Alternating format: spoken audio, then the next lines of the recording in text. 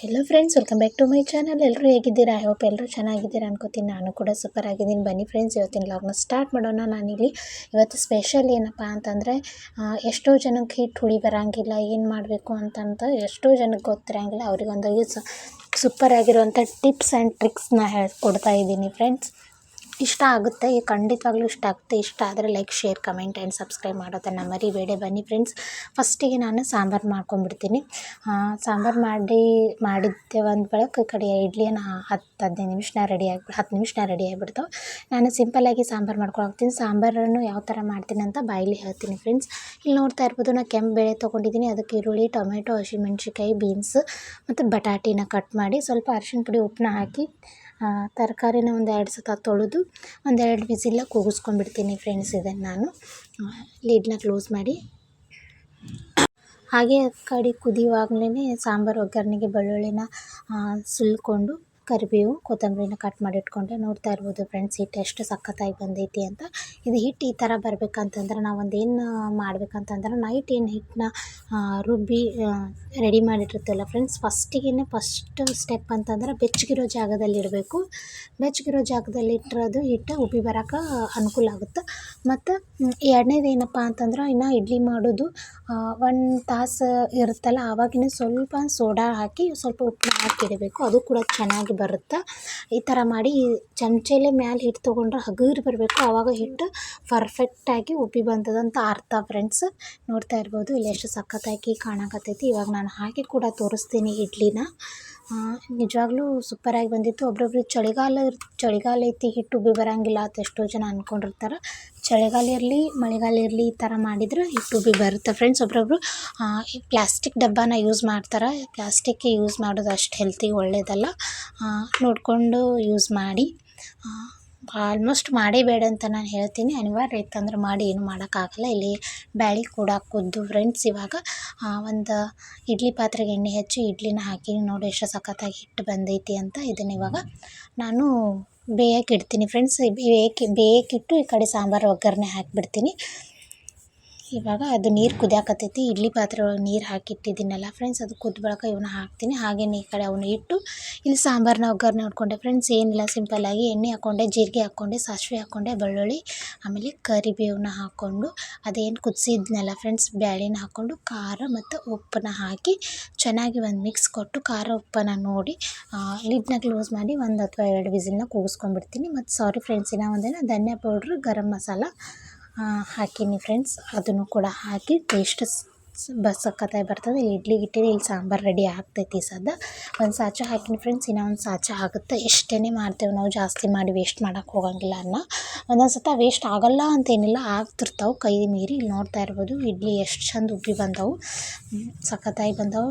ಅಷ್ಟು ಸಾಫ್ಟ್ ಸಹಿತ ಬಂದಿದ್ದು ಫ್ರೆಂಡ್ಸ್. ನಮ್ಮ ಮನೆಯವರು ಅವ್ರ ಫ್ರೆಂಡ್ ಬಂದಿದ್ದರು, ಚಲೋ ಅದು ಅಂತ ಹೇಳಿದರು, ಖುಷಿ ಆಯಿತು.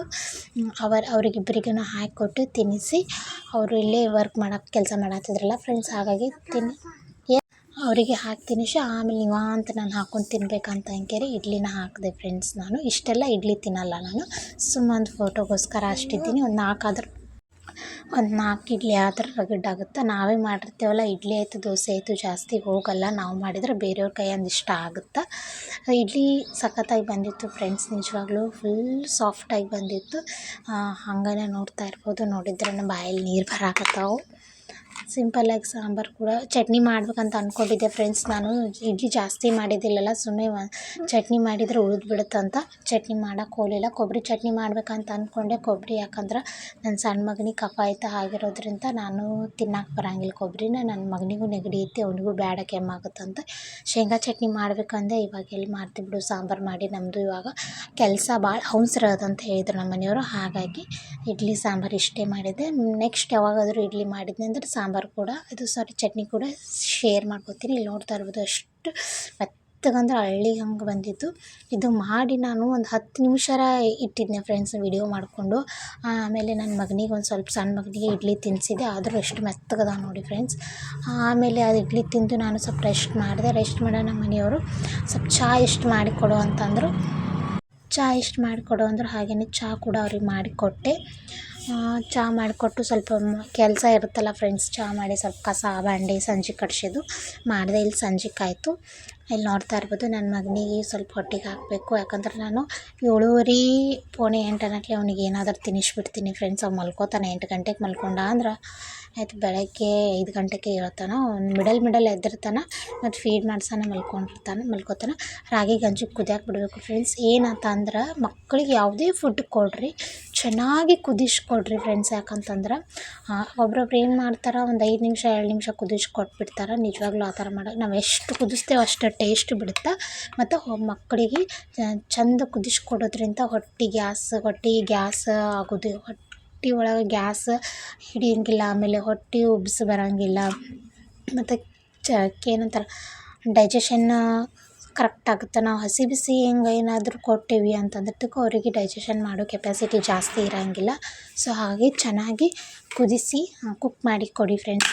ನಾನು ಇಲ್ಲಾಂದ್ರೆ ನನ್ನ ಮಗನಿಗೆ ಒಂದು 10ರಿಂದ 15 ನಿಮಿಷರೇ ಕುದಿಸ್ಕೊಡ್ತೀನಿ ಫ್ರೆಂಡ್ಸ್. ನಾನು ಏನೇ ಮಾಡಿ ಅಕ್ಕಿ ಗಂಜಿ ಸ್ವಲ್ಪ ಅಕ್ಕಿ ಸಾಫ್ಟ್ ಇರ್ತವೆ, ಒಂದು 10 ನಿಮಿಷರೇ ಕುದಿಸ್ತೀನಿ.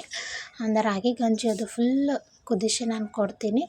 ಹಾಗೆಯೇ ನಾನು ಯಾಕೋ ಸುಸ್ತಾಗ್ಯದಂದೆ ನಮ್ಮ ಮನೆಯವರು ಏನು ಮಾಡಿದ್ರು ಅಂದ್ರೆ ಬರುವಾಗ ನೈಟ್ ಆ ಕಡೆದೆ ಅವ್ರ ಫ್ರೆಂಡ್ ಬಿಡಕ್ಕೆ ಹೋಗಿದ್ರು. ಬರುವಾಗ ಊಟ ತೊಗೊಂಬಂದ್ರು ಫ್ರೆಂಡ್ಸ್. ನನಗೂ ಯಾಕೋ ಬೇಸರ ಆಗಿಬಿಟ್ಟಿತ್ತು. ನಿನ್ನೆ ನನ್ನ ಮಗ ಚೂರು ಮಲ್ಕೊಂಡಿದ್ದಿಲ್ಲ, ಸಖತ್ ಹಿಂಸೆ ಕೊಟ್ಟಿದ್ದ. ಹಾಗಾಗಿ ಇಲ್ಲಿ ನೋಡ್ತಾ ಇರ್ಬೋದು ಅವರು ಕೂಡ ತಂದ್ರೆ ಅವರಿಗೆ ಬೇರೆ ತೊಗೊಂಬಂದಿದ್ರು, ನನಗೆ ಬೇರೆ ತೊಗೊಂಬಂದಿದ್ರು. ನಾ ಬೇರೆ ಹೇಳಿದ್ದೆ, ಅವರು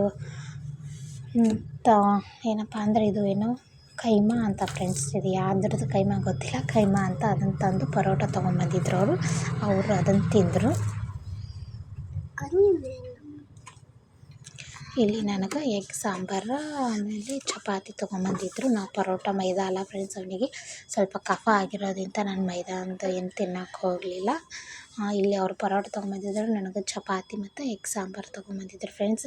ಮೊನ್ನೆ ಸತ ಟೇಸ್ಟ್ ಇತ್ತು, ಈ ಸತ ಟೇಸ್ಟೇ ಇರಲಿಲ್ಲ.